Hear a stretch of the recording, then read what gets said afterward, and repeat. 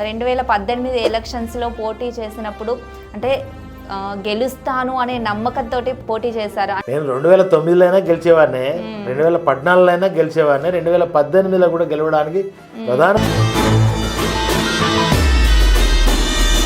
Sir Kaleshwaram project కట్టినారు అంటున్నారు కదా, అంత పెద్ద ప్రాజెక్టు కట్టినప్పుడు అన్ని 100 కోట్లు పెట్టి కట్టినామని చెప్తున్నారు. కర్త కర్మ క్రియ మొత్తం కేసీఆర్ అని అంటున్నారు.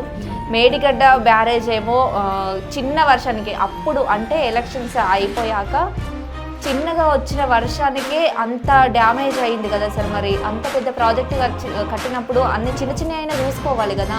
500 ఏళ్లలో రానంత వర్షం దాదాపుగా 40,000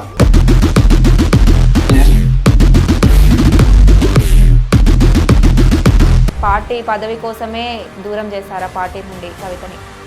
కవిత అమ్మ వేరే కాదు, కేసీఆర్ వేరే కాదు, మేమంతా కుటుంబ సభ్యులు.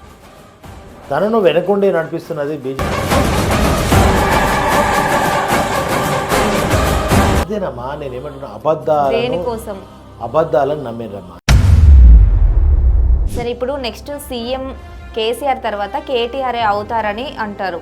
కానీ హరీష్ రావు వర్గం ఏమంటుంది, మా ఓడు సీఎం కావాలి అని హరీష్ రావు వర్గం అంటుంది. కేసీఆర్ ఉన్నంత కాలం కేసీఆర్ అవుతుంది, కేసీఆర్ తర్వాత కదా మనం.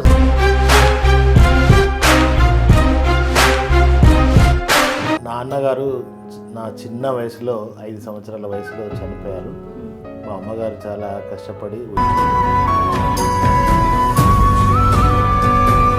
10 మందికి ఉపాధినిస్తూ గ్రామీణ ప్రాంతాలలో ఒక మంచి విద్యా సంస్థను నెలకొల్పాలి, అన్ని రకాల వసతులతో చేయాలనేది ఒక సంకల్పంతో గంగాధర మండలం, చొప్పదండి నియోజకవర్గం గంగాధర మండలం బూరుపల్లిలో 1990sలో ప్రారంభం చేసుకున్నాం. పాఠశాల అద్భుతమైన రీతిలో సక్సెస్ అయింది. దాంట్లో చదువుకున్నటువంటి పిల్లలందరూ కూడా